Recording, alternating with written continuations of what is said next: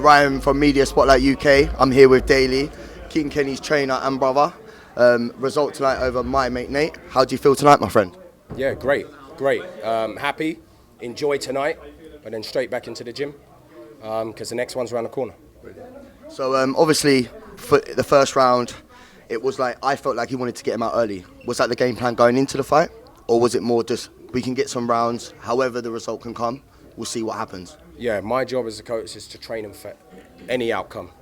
So if it went to points, like Kenny said, it would have been 15 minutes of hell. But this is the entertainment business. Obviously, you want to get them out of there. Yep. But yeah, the game plan was Nate boxes on the outside. Don't give him the space to have leverage on those shots. Close the distance. Still with smart, educated pressure. Behind the jab, behind feints, behind head movement, creep those feet into position and let the hands go. So obviously, my mate Nate, he's got experience fighting in Thailand. Obviously, you've seen that. Did you feel there could have been a lot more in his game tonight, and do you think he could have continued more, considering the background of the fighting that he's in at the moment? Yeah, I thought it would have gone longer. Same outcome, but I thought it would have gone a lot longer based on, I know in Thailand they train hard, very hard. So part of me thought he was going to be more conditioned, but then I've seen all these free fights, and for some weird reason they had 2 to 3 minute rest rounds. And after the first round, creeping towards the end of that first round, I could see him start to blow already. So that's why in between rounds I told Kenny, listen, put the foot on the gas. Stay on him, because he's blowing. So obviously, going forward, we know now you've got him out early rounds. Obviously, the fight later on tonight will decide who he fights next. Who would you like out of the two? Who would you more like to fight out of the two opponents later on tonight? Doesn't matter.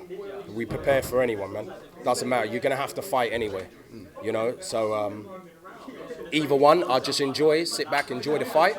And I'll be like a computer, storing that information. So obviously the journey you've had with Kenny from first fight to now, how's it been for you? Like, how's the journey been? Getting him onto the boxing as well as being an entertainer. What's it like, the journey, different fighters, different techniques? What's it been like for you actually teaching Kenny? Yeah, it's been a blessing. He's taught me a lot as well. Because my pro fighters, even though I've been with them from the beginning of their pro careers, they were amateur fighters. They had amateur boxing careers, and so I already have a base to work with when they turn pro. But with Kenny, he didn't know anything about boxing. He didn't know how to jab. He didn't know how to use his feet. Yeah, and I respect anyone that gets in the ring, and actually has a scrap. That's why I'm saying he taught me a lot as a coach. So to teach someone from scratch and get him to a point, to how he is now, and through his dedication and his hard work and through him taking it serious and listening to me, I'm over the moon. Yeah, it's like a great partnership. So obviously, I remember the prize fighter back in the day where they would have a fight, a quarter-final, then a semi, then a final. Do you think Kenny could have had another fight tonight and even gone to the final in terms of one night of boxing instead of waiting now till Dublin and then obviously London? Yeah, but to tell you the truth, I've never liked prize fighter, that concept. It just reminded me of that. It's been a while since I've seen a tournament. I think it works for obviously influencer boxing. But, those kind of competitions in boxing, it's designed for fighters that have had fights, but they've lost a few and they need to get their career back on track. Or undefeated fighters that are not going to get to world level, but it's a good chance for them to make some money. Now, for me, my pros, I would never put them in that kind of tournament because I want to, and they want to get to the high level, which is World Championship boxing. And I think those kind of prize fighter things ruins those kind of prospects. So I wouldn't touch it. But I think for influencer boxing, it's good. But I was glad when they said the tournament's stretched over 5 months. You know what I mean? Because you get to tactically study for every opponent like a professional fight. So that's what I like about it. So obviously he fought on Misfits and he had the belt. Are you looking to get that belt back after this tournament? Are we looking to get that belt back? Because he was enjoying that and I felt like I feel that he wants to get that back. Is that what you're feeling at the moment? No. We're our feeling and our thinking is on the next one, the next fight. We don't look past, what we're doing. The focus tonight was Nate, not the rest of them on the tournament. Now the focus is the winner of Winderson and the other guy, whatever his name is. Yeah. The winner of that. Yeah. So once I watch the fight, I've seen them fight anyway. Yeah. But tonight I get to see it live and store some information. Then it's that we focus on. Brilliant. So obviously announced for the next Misfits, Deji against Swarmz. Obviously you trained Deji. How's he been in camp, and what can you see leading up to this fight with Swarmz? Yeah, he's good. He's, you know, he just has to stay switched on with his mind. That's it. And listen. He's naturally talented. You know, he's got, you know, natural talent that you can't teach. You know, so with me, it's just about blending that with the technical aspect of the game. So long as he listens to the game plan, keeps his head, stays focused, and then Swarmz. I respect Swarmz in the fact that he's lost a lot of weight, which means that means he's taking it serious in the gym. But Deji's got way more experience. So what I told Deji is the only way Swarmz has any chance for this fight is if you're not fit and not conditioned. Then you give him half a chance. And I see that's your job, what you're doing at the moment, getting him in cap, getting him strong, getting the cardio up, so we can maybe get him out early. So what's your prediction? You don't mind first round or just whatever, how you say? Yeah, we train for everything, but obviously, we're looking for a knockout. But just like obviously, when you look for a knockout, you do it in it. You still be intelligent with it. You know what I mean? And that's it. You know, I'm trying to teach these influencers the small details of boxing that maybe other influencers won't have. You know what I mean? So what will give you the advantage while you're in there, you know? So next question I ask, obviously we have boxing events, Saturdays, Sundays, obviously Giovanni, Tank Davis against Ryan Garcia tonight, big fights. Yeah, I was like, please can he win? So I can enjoy the rest of the night and watch Tank and Garcia with a smile on my face. I know it's a bit obviously off subject, but who you got for that fight tonight? Tank, man. I just think what I like about him is he knows this is a tough fight. He's respected him. He's respected him. He knows it's a tough fight, which means when you know it's a tough fight, you start to lock in it. You take your mind to a different place.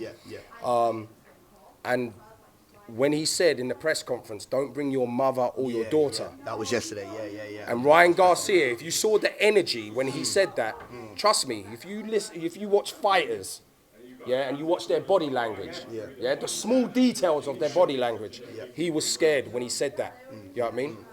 So Gervonta Davis only says that when he knows it's going to be a brutal fight, you know what I mean? Because he's done that in the past. I feel like he's respecting Ryan Garcia. Obviously, is it like after the weigh-in, there's like a hydration clause? Do you think that could cost Ryan Garcia in this fight? You know what? I don't look at. I think those are all excuses because at the end of the day, when you get presented a contract, it's your choice. That's it. No one's got a gun to your head to say fight. It's Ryan Garcia and his team's choice to accept the terms. So you can't come out after the fight with, rehydration clause and this and that. You put pen to paper. So I don't want to hear any of that. And also, when you're a superstar like Gervonta Davis, you know, just like Floyd, when he has a say in what gloves, you know, they wear. The Madonna situation. Yeah, and all that kind of stuff. Manufacturer of glove, etc. You're you're the A side for a reason. You put yourself to, you got yourself to that point for a reason to have those kind of says. You know what I mean? So I don't want to hear no excuses from Ryan Garcia. He's going to be dangerous early on, Ryan Garcia. You know what I mean? But he could also get knocked out early on. It's one of those ones. I've seen him drop before, so I know that can be in it. And obviously Tank holds that power as well. I just hope he's tightened up that. When he pulls out like that, that's dangerous. You can't pull out. Signature punch there, isn't it? Do you know what I mean? So obviously we have these boxing events going on now. The influencer boxing is getting bigger and bigger and bigger. What's your thoughts on it? Because obviously you've got knowledge in the boxing area, training boxers, but now obviously getting influence to learn as well. How do you see this going at the moment? Because I feel like crowds are filling up, big arenas are happening. It's on the up, my friend. Like I say all the time, like I said to Kenny when I first took him on, I just said, listen, you got to learn the fundamentals. You got to take it serious because it's a dangerous game and you can die. And that's the truth. You know, a lot of people don't like to hear that, but that's the truth. There's a lot of deaths in boxing. So for me, I don't have a problem with influencer boxing. Look what it brings. Look at the fan base, you know. But everyone has to remember they're putting influencers that don't have experience in 10-ounce gloves. The women in 12-ounce gloves. You know, there's brain damage, there's blood clots. It's a serious sport, brother. Things, So all I say to influencers out there, if you're gonna decide to fight, find the right coach, the right team that are gonna teach you the right way to first keep yourself safe in there, so then you can apply all the other ingredients around it. They always say, always try and not get hit. That's what they say. That's it.